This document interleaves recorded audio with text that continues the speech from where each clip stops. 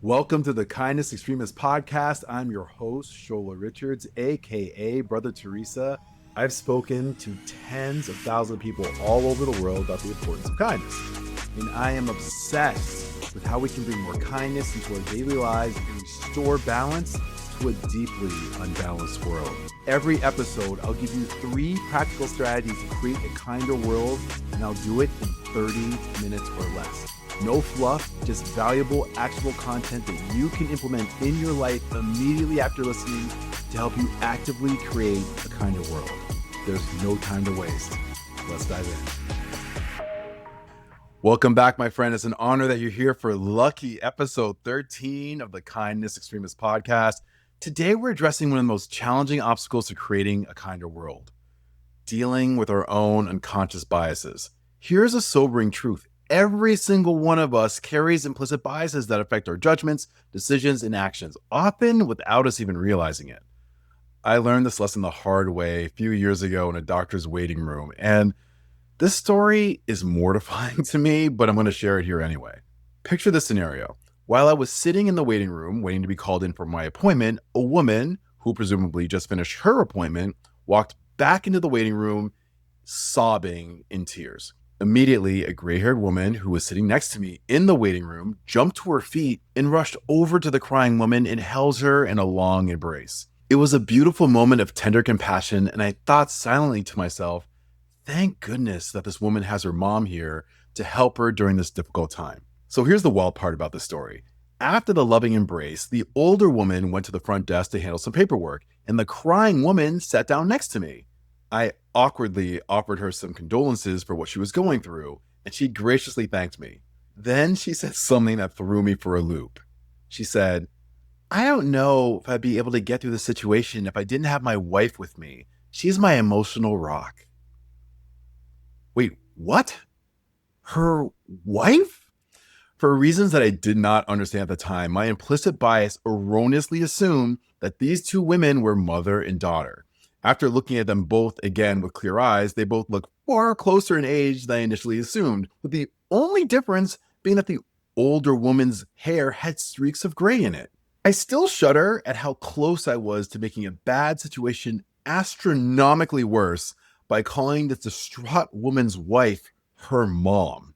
That moment shook me because I consider myself an open-minded and thoughtful guy, yet here I was making unconscious leaps based on minimal information. It was a wake-up call that our biases operate beneath the surface, affecting our perceptions whether we want them to or not. According to researchers, our biases serve a survival function. They help us process the overwhelming amount of information bombarding our brains every moment. But while they can be helpful shortcuts, they can also create invisible barriers that prevent us from truly connecting with others and building the kinder world that we desperately need. So, in today's episode, I'll share 3 evidence-based strategies to help us recognize and, more importantly, overcome our unconscious implicit biases. I cannot wait to nerd out on this because this is like one of my favorite topics to talk about. Whether you're looking to improve your relationships, become a better leader, or simply connect more authentically with the diverse world around us, this episode will give you the practical tools to break down those invisible barriers. So let's begin this important journey to create a kinder and ideally less biased world together. For the first kind of strategy of the episode, we need to understand the simple truth. One of the most powerful ways that bias thrives is through distance. When we don't have meaningful contact with people who are different from us, we're left to rely on super tired stereotypes, half-baked media portrayals, cringy tropes, and secondhand information to shape our understanding. This is where the first strategy comes in. Familiarize. Let me share some eye-opening statistics. This may be shocking to you. According to a Reuters Ipsos poll, about 40% of white Americans have only white friends, and 25% of non-white Americans only have friends of their own race. Think about that for a moment. A quarter of non-white people only have meaningful personal relationships with people of their own race, and nearly half of white Americans go through their daily lives without meaningful relationships with people of other races. So why does this matter? It matters because our biases grow stronger in isolation. It's much easier to maintain negative stereotypes about a group when you don't actually know anyone from that group personally. And as my mama loves to say, it's hard to hate people from close up, baby. She's right. And here's the thing, when you're closer to people, it becomes more possible to learn about their lived experiences with an open mind. I experienced this truth firsthand with my friend and neighbor who happens to be white. A few years ago, he texted me while he was on vacation and he said, "Hey, Shola, there's a bunch of Amazon packages piling up on my front porch right now. Would you mind walking over to my house, grabbing the packages and bringing them back to your house, and I'll get them from you when I get back from vacation next week?" What was my kind response to this request? Hell no. Look, my friend, as a black man in America, there is no way that I was going to walk to a house that wasn't mine, pick up packages that didn't belong to me, and carry them down the street back to my house. That could end up very poorly for me. More importantly, though, when I explained my concerns to him, my neighbor responded with genuine surprise. Damn, that's a great point. We shared a laugh together, and he learned something about my lived experience that he wouldn't have learned otherwise. This interaction illustrates the beauty of diverse relationships. Because we're friends, my neighbor gained an insight into an experience completely outside of his reality, while I had a safe space to share my perspective without judgment. This is what happens when we move beyond surface level diversity and create genuine connections across differences. But to be clear, familiarizing yourself with different groups isn't just about race. We can hold biases about age, religion, sexual orientation, socioeconomic status, political affiliation, physical ability, and countless other characteristics. The key is intentionally expanding our circles. So, here are some specific ways to familiarize yourself with people who are different from you. First, diversify your social activities. Join groups or activities where you're likely to meet people from different backgrounds. This could be volunteering for causes that you care about, joining hobby groups, attending cultural events, or participating in community organizations. Second, expand your workplace connections. Make an effort to build relationships with colleagues who come from different backgrounds, different departments, or different generations. Instead of always eating lunch with the same group, invite someone new to join you. Third, question your social media echo chamber. Look at your social media feed. Are you only seeing perspectives that mirror your own? If so, then I'm challenging you to intentionally follow people who offer different viewpoints and experiences, not to argue with them, to be clear, but to understand their perspectives. Now, I want to address a common concern. But Shola, won't this feel forced or awkward if I do this? Honestly, yeah, it might at first. Most meaningful growth involves some initial discomfort. The key is approaching these interactions with genuine curiosity rather than trying to check a box. Also, don't make it weird by going into these interactions like you're some researcher studying an exotic species or some stuff. Wow, look at how they dress and how they speak. These creatures are fascinating. Good Lord, look, for the love of all things kind and positive, please don't be a weirdo and do that. Just go as a human being meeting another human being. Be authentic about your interest in learning and connecting. Most people appreciate genuine curiosity and openness. I remember when I first started traveling internationally for speaking engagements, I was super nervous about cultural differences and worried about saying and doing the wrong thing. But I discovered when I approached people with respect, curiosity, and humility, they were incredibly gracious and eager to share their perspectives. Here's what's so fascinating about the familiarization process. It doesn't just reduce our biases about the specific people we meet. Research shows that positive contact with individuals from a particular group can reduce prejudice towards that entire group. Psychologists call this the contact hypothesis, and it has been validated across numerous studies. But here's the catch. The contact needs to be meaningful. Simply being in the same space with someone who is different from you isn't enough. You'd be shocked the amount of people over the years who have come to me and said, "Hey, Shiloh, that feller who sits in the cubicle next to me is black. Isn't that good enough?" Seriously, my guy? First of all, my name is Shola. And secondly, no, that's nowhere close to good enough. In order for this to work, the interaction needs to involve more than just sharing oxygen with a person who is different from you. Ideally, it will include equal status, common goals, and ideally, cooperation. In other words, you need to see each other as peers working towards something together. So your first kind of strategy of the episode is this. Over the next month, identify one way you can meaningfully familiarize yourself with people who are different from you in some significant way. This could be joining a community group, volunteering for a cause, attending cultural events, or simply having lunch with a colleague who you don't usually spend time with. The key is approaching these interactions with genuine curiosity and openness to learning. Write down your plan and commit to taking that first step this week. Remember, the goal isn't to become best friends with everyone you meet. It is to expand your understanding of the rich diversity of the human experience and challenge the assumptions that you might not even know that you're making. Now that we've talked about familiarizing ourselves with others, let's turn inward and explore how we can learn about our own implicit biases. Hey, fellow kindness extremists, it's me, Shola. If you're picking up what I'm putting down, if you're mowing what I'm growing, if you're smelling what I'm stepping in. Okay, I'll stop. If you're enjoying what you're listening to so far, I would love it if you would take a moment to hit the subscribe button and leave a rating and a review. Those incredibly kind acts go so far in helping me to reach as many people as possible who will join the movement to actively create a kinder world. I appreciate you so much, my friend. Okay, let's get back to the episode. For the second kind of strategy of the episode, I'm going to challenge you to learn about the biases you currently hold. This might be the most challenging part of our journey because it requires us to examine our own thinking patterns and acknowledge that we're not as objective as we'd like to believe. Here's a truth that's worth remembering on this journey. Having biases doesn't make you a bad person. It makes you human.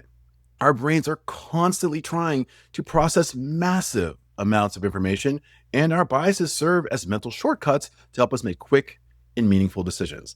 The problem arises when these shortcuts lead us to make unfair, inaccurate, and many times harmful judgments about other people. Let me walk you through a tiny taste of some of the most common biases that affect our daily interactions. First is something that's called the affinity bias. Affinity bias is our tendency to favor people who are similar to us in some way. For example, if you see someone raising their voice at the cashier and that person reminds you of your beloved Uncle George, you might give them the benefit of the doubt. But if someone who looks completely different from you exhibits the exact same behavior, you might judge them as rude, aggressive, or even dangerous. Second is the attribution bias. Attribution bias causes us to judge others based on their actions while judging ourselves based on our intentions. For example, if a colleague is consistently late to meetings, we might label that person irresponsible or disorganized. But when we're late to 3 meetings in a row, we explain it away as being overscheduled or having unexpected emergencies. Third is the confirmation bias. And confirmation bias leads us to seek out information that confirms what we already believe while giving less credence to contradictory evidence. I'm sure you're familiar with this one. For example, if we believe that cats make better pets than dogs, our brains will unconsciously highlight every news story about loyal cats while downplaying evidence about how amazing our canine companions can be. Like I said, there's a ton of implicit biases in the world, and this is just a tiny sample. The key point that I'm making is that the challenge that we're facing is that these biases operate below our conscious awareness. We don't wake up thinking, today I'm going to favor people who look like me and dismiss evidence that challenges my beliefs. Generally speaking, people don't consciously think that way. The problem is that these patterns happen automatically, which is why learning about and ideally addressing them requires intentional effort. One of the most powerful tools for discovering your biases is the implicit association test, or as I'll call it from this point forward, the IAT, created by researchers at Harvard University. This free online assessment measures the strength of associations between different groups and evaluations or stereotypes.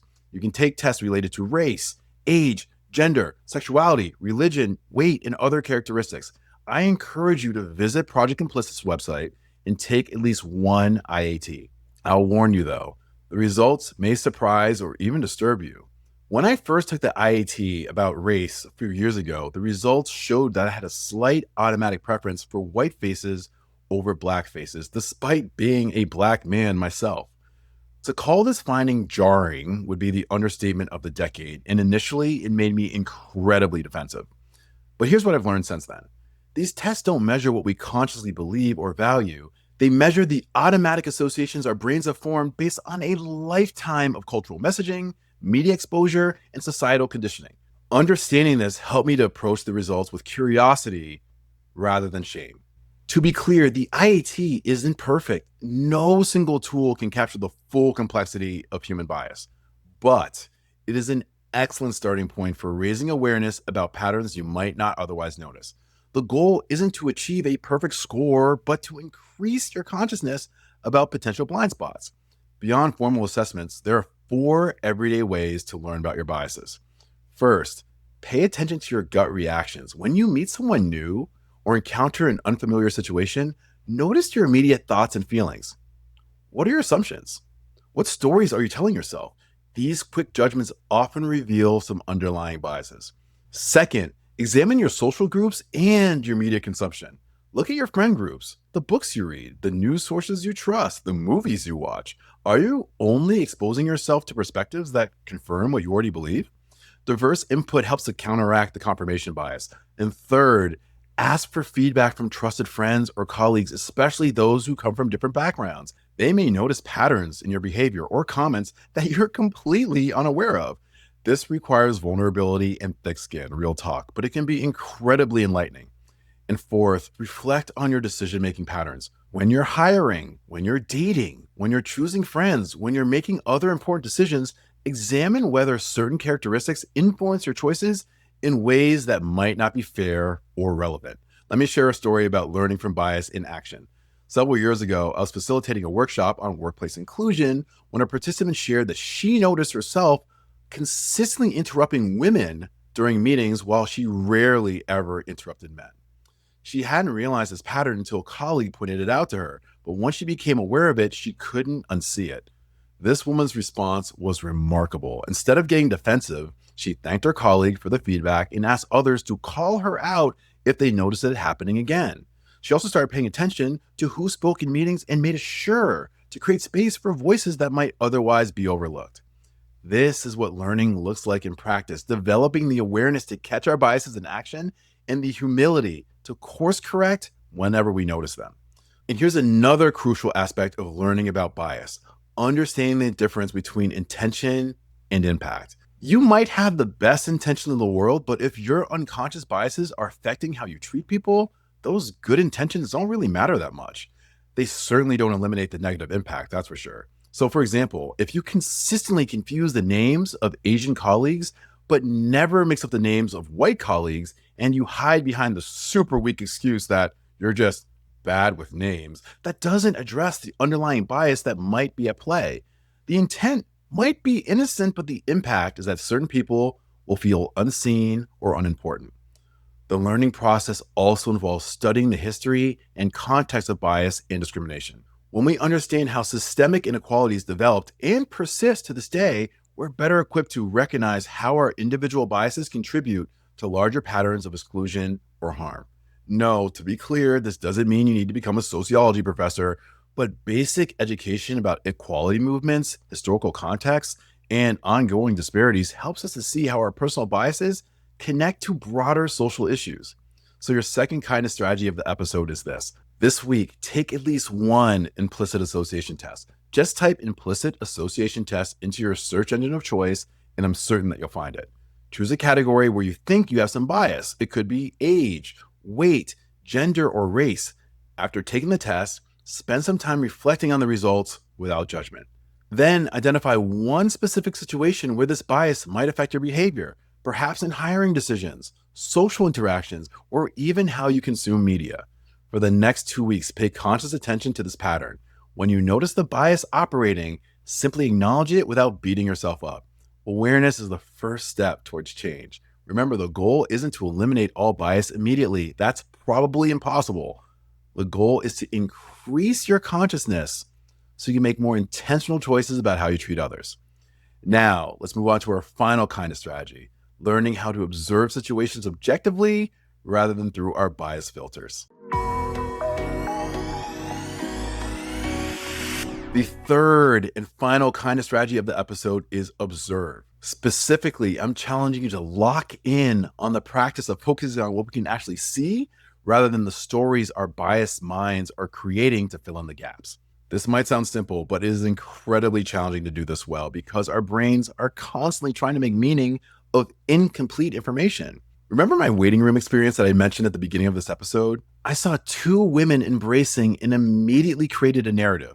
Older woman plus younger woman plus emotional support equals mother and daughter. But the facts were simply two women sharing a compassionate moment together. That's it. Everything else was my brain adding a story based on assumption and bias. This happens to us constantly throughout the day. We see fragments of behavior or appearances and instantly construct elaborate narratives to explain what we're observing. The problem is that these narratives are heavily influenced by our biases, past experiences, and cultural conditioning. Let me share a more serious example about how this plays out. A few years ago, one of my workshop participants emailed me a powerful flowchart about calling the police. It was designed to help people distinguish between actual threats and perceived threats based on bias. The flowchart asked amazing questions like, does someone seem suspicious? If yes, then the flowchart led you to the next question. Is it because of something specific that they're doing? If no, the next question was, is it because of their appearance? If no again, then the final question was brilliant. Do you have psychic powers?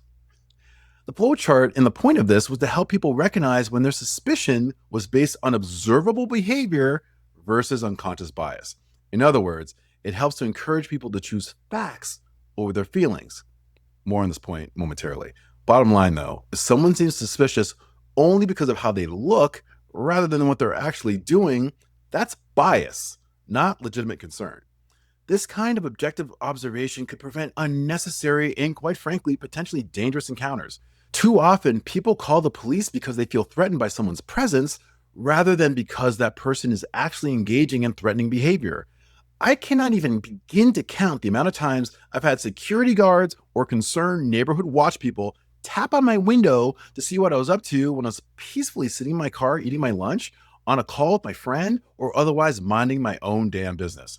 But observation skills aren't just important for high-stakes situations, they're crucial for everyday interactions and decisions. Here are 3 ways to develop stronger observation skills and, more importantly, to choose curiosity over judgment. First, separate facts from interpretations. When you notice yourself making judgments about someone, pause and ask, what did I actually observe versus what story am I telling myself about what I observed? Facts are verifiable. Behaviors you can see, words you can hear. Interpretations, on the other hand, are the meanings you assign to those facts. For example, a fact is John didn't make eye contact during our conversation. Interpretation is John is being disrespectful and isn't listening to me. An alternative interpretation could be John might be shy, distracted, or from a culture where direct eye contact is considered disrespectful, or dealing with social anxiety. Second, question your emotional reactions. Strong emotions often signal that bias might be at play. If someone's appearance or behavior triggers immediate dislike or suspicion, pause and examine what's driving that reaction. Are you responding to what they're actually doing, or are you responding to what they represent to you? If it's the latter, then you really need to sit with that for a minute and reflect. Third, practice describing without judging. Try to describe situations only using observable behaviors rather than character assessments. Instead of, she's being aggressive, try, she's speaking loudly and gesturing emphatically. Instead of, he's lazy, try, he arrived 15 minutes late and hasn't contributed to the discussion yet.